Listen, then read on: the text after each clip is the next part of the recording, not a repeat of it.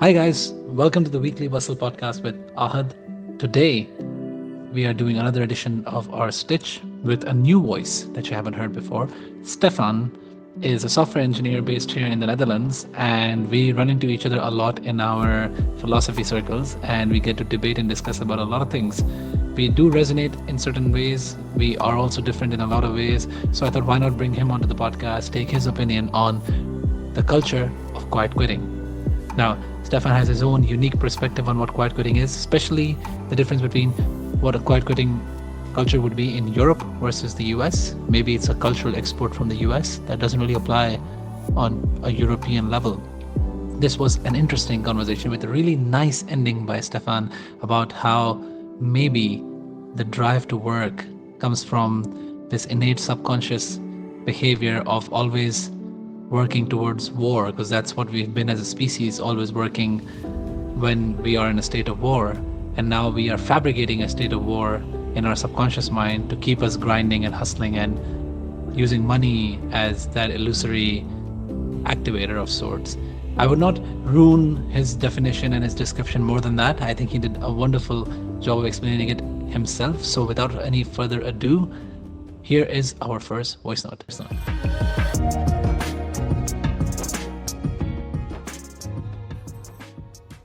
Hey, Stefan, I thought I will kick it off with a short introduction to the topic. And of course, we will iterate a little bit of what we've already texted each other, because I want that on the voice note so that our listeners can also join us in the conversation. So, to begin, I was reading through some articles about quitting, and it has become a phenomena mostly surrounded in the US, where they say that you're doing the bare minimum and clocking in and out, and how that is frowned upon because the American economy is all about hustling and grinding and punching above your weight.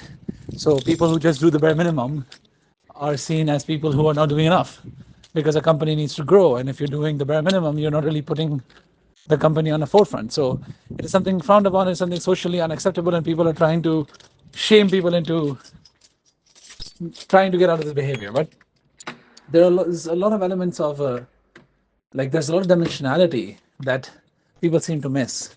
A lot of people don't find passion in the work they do because maybe they don't get paid enough anymore, because capitalism has made it so difficult for them to sustain a life that they don't feel like anything is worth it, and all they're doing is they're just scraping by and they're happy with it. They're like, there's no point. Some people feel like their jobs don't pay them enough to care, and they rather focus on their side hustles, which has also become a big thing in this recent era. So there are a lot of dimensions to it. But what I want to focus on is, first, what do you think about quiet quitting? Because you told me on your text there's a different definition, according to you, of quiet quitting. And in Europe, there's a different context as well to why quiet quitting is not just the bare minimum. And we will talk a little bit about that as well. But I just want to give you the floor to tell me a little bit about what you think about the topic. Where do you want to start? And then I'll continue a little bit forward as well, replying to your voice note, but also think along with you, because for me, it's not just about what quiet quitting is, but why is it frowned upon? That is the focus of the conversation that I also want to talk about. What do I think about quiet quitting? Um, it really depends on the context, I guess, and I guess it's generally used to describe um, people who perform poorly at work, and I believe it is used in American culture more to shame uh, people who don't do enough, and to motivate the same, hustle culture. You have to constantly be passionate and overachieve. Um, I don't think quiet quitting can be defined as doing the bare minimum. If that is the definition, then I don't think it's quitting. Um, you're doing the bare minimum basically means that you're doing your job. You're doing what is in your contract. If you are doing what you are being paid for, if you're clocking in 40 hours a week or however you're paid, whatever number of hours you're being paid, and you're doing what you are asked to do, um, I don't see that as quitting. You are doing what you're being paid for. It's as simple as that. Um, you won't get any promotions. Maybe you won't deserve some salary raises in that situations, but I don't see that as quiet quitting. You can have that kind of attitude to your job if you want to, have a different work-life balance. If you want to focus on other things outside of work, you don't have to be passionate and in love with your job. A lot of people treat the job as just the job. If the definition of quiet quitting is doing the minimum, then I don't know how many people, like 80% of the workforce is already quiet quitting. I don't know what the numbers are, but yeah, that seems like not a good way to judge people. In American culture, from what I have seen, I've worked for 3 months in America for a summer when I was 21, and I worked for about 4 months on a business trip in South Korea. And I had some minimum contact with the work cultures in Asia and in America. You can be fired very easily. So if you're performing poorly or the worst in your team, let's say, you become a target, and there's that pressure that you might get fired. I'm assuming, or at least from what I've seen. And basically, the what is in the movies is kind of real. Like the boss can simply storm into your office and tell you you're fired, and that's it. You just go home. Um, in Europe, it's slightly different, and that's why I prefer working in Europe. Worker rights are much better protected by the law. As far as I know, most countries in the European Union have the same laws for worker protection rights. Uh, it's almost impossible to get fired unless you go to the office and punch somebody in the face, something like that. And even then, it's probably you'll get a warning and you'll go to a therapist, and your manager will have a talk to you to understand what went wrong. And there's a slightly different way of approaching problems from what I've seen working in Europe. It's more about understanding um, people and making sure that the environment is not toxic in a way that it created that situation where you had to go to work and punch somebody in the face. It's a slightly different way of uh, approaching work. Um, so what I've seen in Europe, unfortunately, is quiet quitting, where people come to the office and they do less than the bare minimum. Like I've met people who deliver uh, close to zero, if not zero. It's yeah, you're even in that situation. I haven't seen these people fired because they had a permanent contract, and it's very difficult to prove that they're doing nothing. Okay, you have to prove that they are not trying. Okay, because if somebody is trying really hard and they're performing very low, you are not allowed to fire them, right? Because you could say, well, why did you hire them in the first place? They passed an interview. They went through an interview. You had the selection criteria. Multiple people approved his salary. Why did you hire him in the first place? Now you want to fire him because you're disappointed. Well, yeah, but you should have not hired him in the first place, right? So then you have to kind of invest into that person and make sure that that person is trying and they're doing their best, and eventually they will become a valuable person in that company. So it's very difficult, close to impossible, to prove that person purposefully doing nothing, right, to fire. So, but I've seen people basically abuse this situation. First of all, I'm quite jealous Although the work culture might not be great in South Korea, to spend 4 months in South Korea must have been amazing because you know the recent infatuation the world has with South Korea.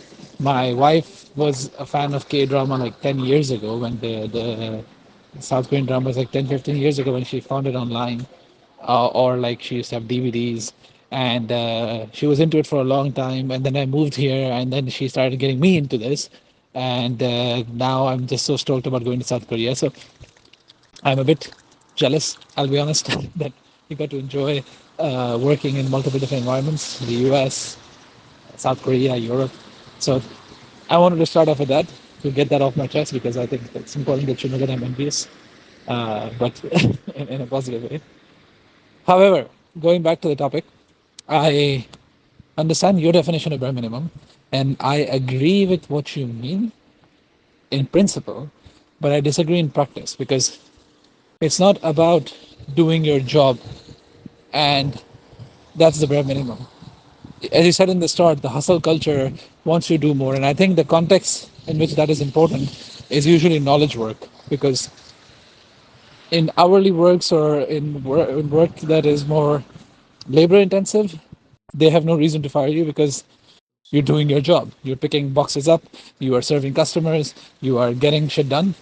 But in knowledge work, there's a big difference between being told what to do and then producing that stuff versus thinking along and trying to add value to the organization proactively.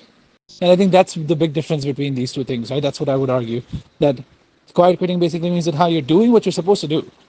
You are producing the reports you need to produce, you are producing the marketing you need to produce, but you're not really putting in the effort to make it better. Try not even produce it better. You're not putting in the effort to make the organization one step closer to their goal of becoming more profitable or something. You're just doing your job. You're saying that I'm supposed to make reports, I'm supposed to do engineering work, just tell me what I need to do and I'll do it. But they say that no, you need to put more effort in. And I 100% agree that a job is a job.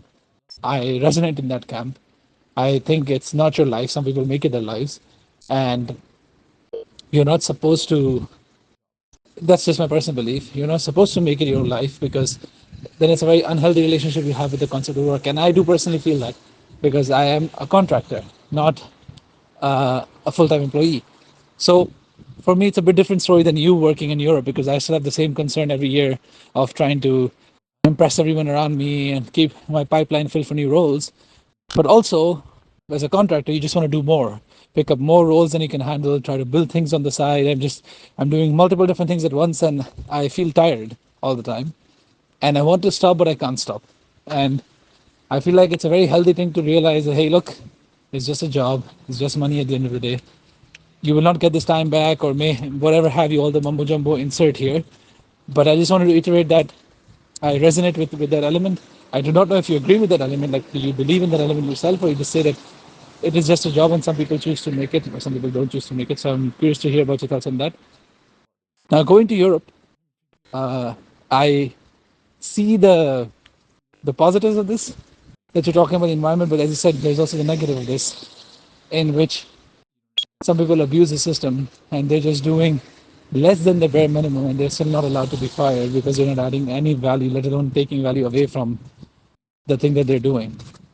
And I don't know how to feel about that personally because Europe puts labor first, labor rights and human rights, and you want to be supportive, etc., whatever have you, but at what cost?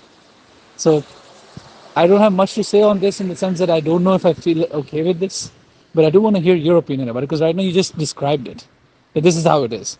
But I do want to know, how do you feel about it? Do you feel this is a good thing?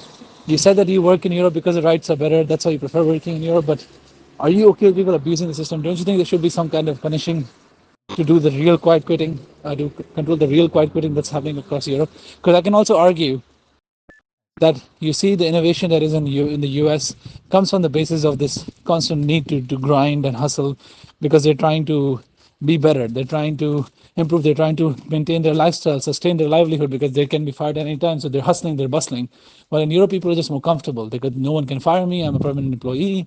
Till I become a permanent employee, I don't have to worry. I'll push hard, but then I'll stop, and then it's just about doing stuff just enough that I can do. I'm not saying a lot of people abuse the system, but If you take the incentive away of getting fired or having to put food on the table without a job, etc., etc., maybe people's drives go down, and that's why Europe is in a constant state of stagflation, or stagnation, not a stagflation, stagnation, and not growing at the same pace as the US is. So, is it a double-edged sword of sort? I think that's what I want to talk to you about. So, what do you think about what I said so far? Let's start with the important part. South Korea. Yeah, it is. I get the infatuation with the country, K-pop and K-drama. I've discovered that about 10 years ago as well. But yeah, going to actually to be in that country actually opened my eyes uh, a bit because you get to see the reality and you get to see that not everybody looks the way they look in K-pop and K-dramas. Not everybody acts like that. So you realize that it's a country just like any others. um, I'll get back to this actually about their work culture and about the dark side, let's say, of of the beauty standards that you see there. Um, with the bare minimum for knowledge-based workers, I still so I see the bare minimum for knowledge-based worker. Like I'm a software engineer, and yeah, I come to work, and I don't just do what I'm told. Like my work is a creative work. I have to be creative, so I have to think by myself, and I have to find problems, and I have to solve them. Uh, the problems don't come to me. Part of my bare minimum is to find the problems. Now, there are different levels. Basically, companies have different ways of splitting the roles and levels, and what's the difference between a junior engineer and a senior engineer and an architect and all that. A junior engineer would, the bare minimum for a junior engineer would be to just do the tasks that they are assigned, right? But if you're a more senior engineer, then the bare minimum for being a senior engineer is to find the problems and delegate the tasks, you know? So if you don't do your bare minimum as a senior engineer, even though it's difficult to prove and it's difficult to deal with that, I have seen situations where people were demoted. Okay, so that does happen even in Europe. Okay, you might not get fired, but you will get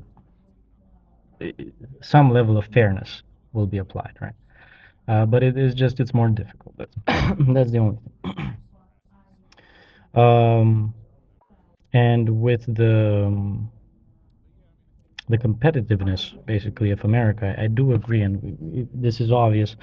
You can see it in Asian culture, basically, like China and America, basically, they're leading the markets worldwide, while Europe is dragging along. There is no Amazon, there is no Google, there is no Facebook, there is no Twitter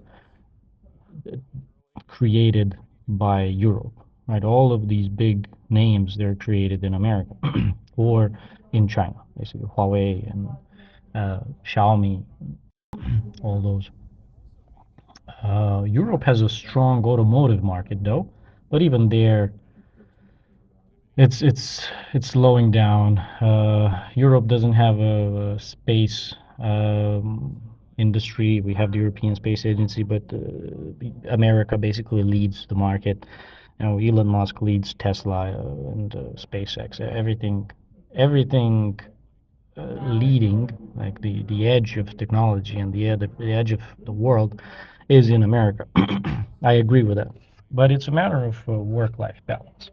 This is where it's. I wish. So I wish that in the long term, basically Europe, the way of doing things in Europe would prove to be um, somehow better. Well, now, of course, you have to define what better means, but um, what I want to mention here is that, for example, the highest suicide rates are in South Korea. Getting back to that, China and Japan, basically the Asian cultures have the highest suicide rates. They may be uh, very technologically advanced, that they may, they have a lot of things coming out of those countries. I don't know about the statistics in America, but It's the hustle culture in America is not.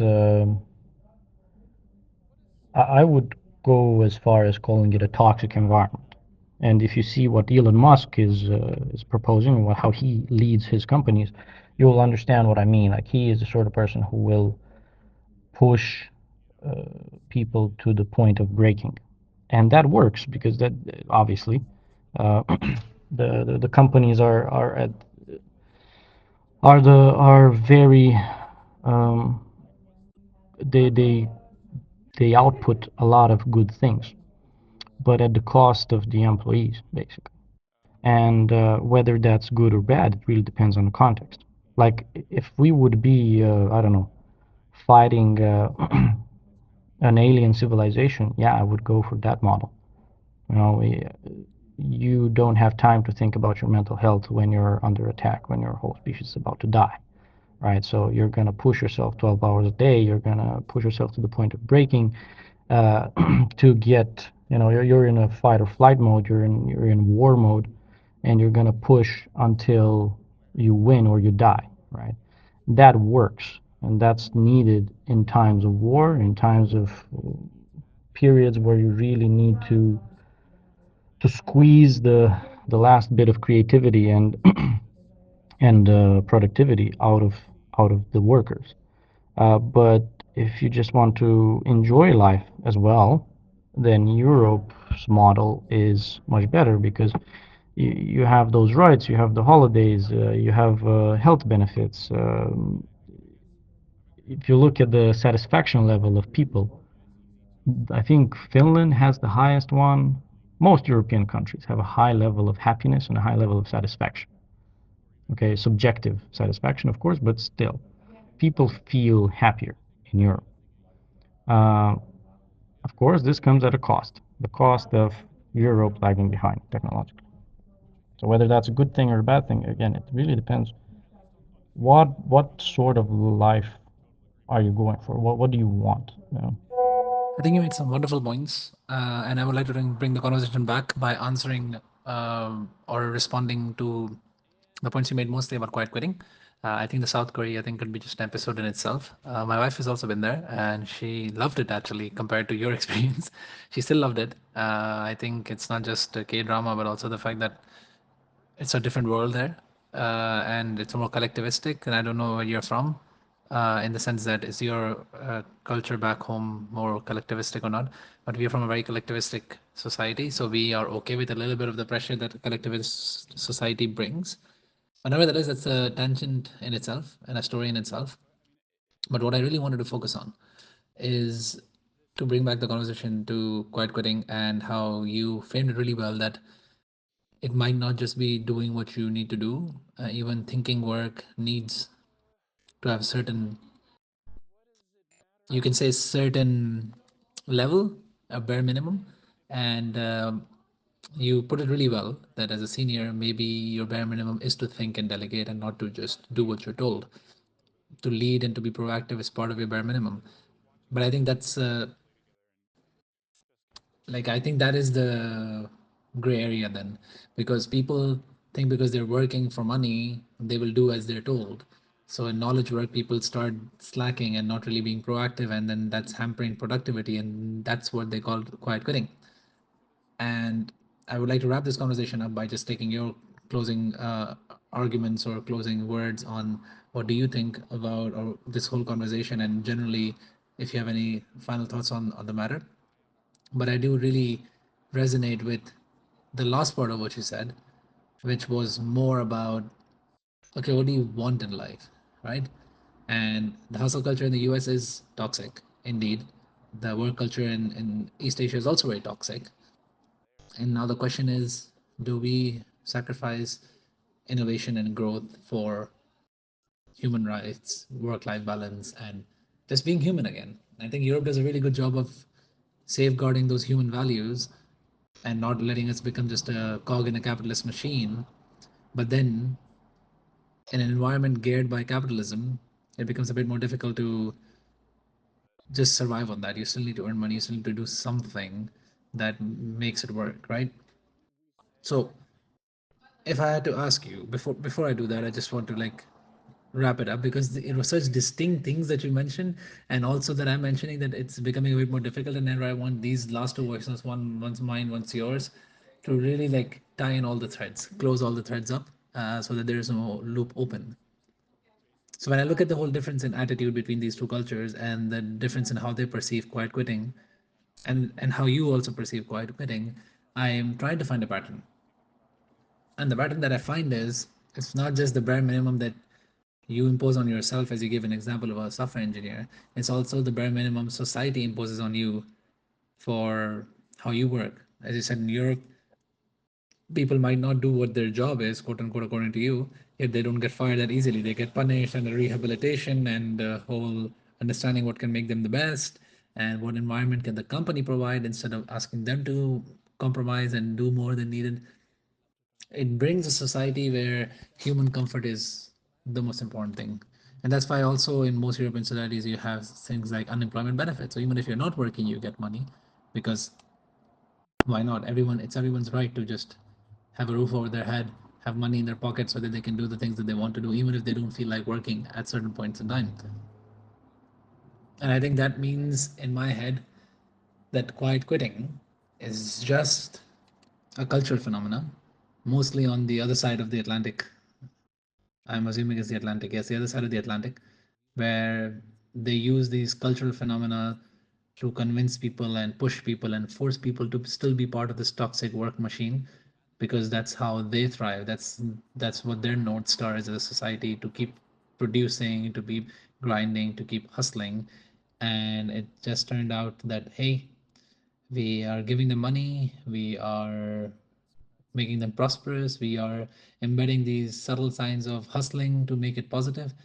And even if all of that is not working, let's culturally engineer another label to make people understand that they need to keep working hard. That's what I get from what I heard from you. I would like you to just give me some closing points, and then we'll wrap this first ever stitch with Stefan for production. All right, so closing thoughts on what we discussed. Yeah, strangely enough, yeah, I feel like this conversation could go on for hours, and I hope we could have that one day. Um, so yeah, I think the quiet quitting term and generally those sort of buzzwords, they do tend to pop up in American culture. So uh, it is, in my experience, generally not that easily applicable to the European countries. Um, the only thing that came to mind, I was trying to kind of understand, I was thinking while we were exchanging notes, I was thinking, why is it so important to keep people motivated, to keep churning away at the capitalist engine? And maybe why in the European Union it's a bit less of a motivation. Uh, People feel more relaxed. They come to work and they feel more relaxed, treating it as just another job. Um, and if what came to my mind was Neil deGrasse's book, Neil deGrasse Tyson's book on I think war. And basically, what he says that historically, every time we've had extreme technological advances, uh, they were motivated by war, one way or another. And like I said, when you're at war, when your survival is threatened, you're much less likely to think about where you're going to spend your holidays and um, your healthcare benefits and your dental plan.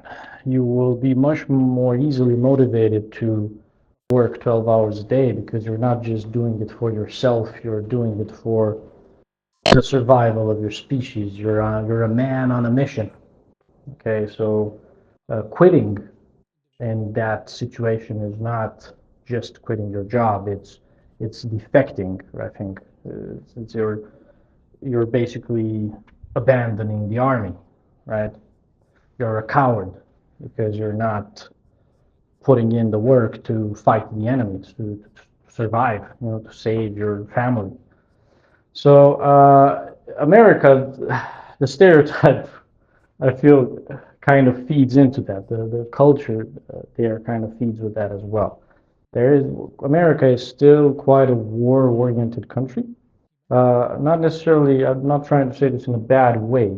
I think in NATO they keep like 90% of the weapons, and uh, they are defending uh, the Western world at least in a lot of ways. So I am assuming that uh, that kind of mentality, that kind of context also feeds into the subconscious, and it it keeps people a bit on edge, that they have to keep churning away, not just for money.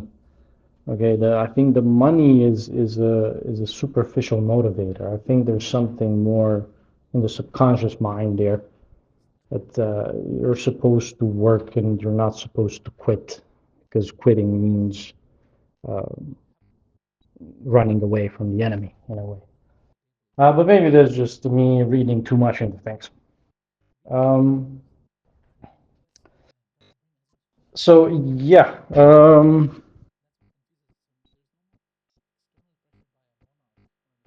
I think once your survival is not threatened anymore, even at a subconscious level, people can start thinking more about the comfort in their life, and they can start thinking more about where do they want to spend their holidays, and whether they are healthy and whether they are happy. You are less likely to think about that when your nervous system is in a fight or flight response.